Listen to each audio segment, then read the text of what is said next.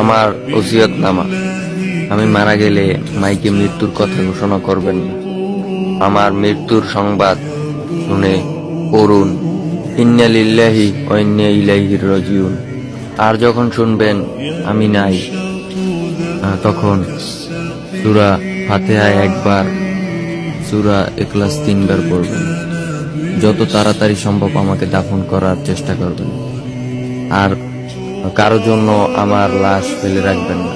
সবাই আমার জানাজায় আসবেন। কারো কাছে আমার কোনো ছবি থাকলে দয়া করে ডিলিট দিয়ে দিবেন।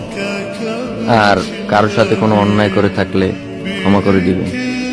আমার মৃত্যুর পর পিথা অনুযায়ী কোনো প্রকার কুলখানি 40 বা মৃত্যুবার্ষিকী পালন করবেন না। ঋণ থাকলে পরিশোধ ও আমার জন্য বেশি বেশি দান শ্রদ্ধা করবেন। আমার জন্য কেউ যেন উচ্চ আওয়াজে না কাঁদে।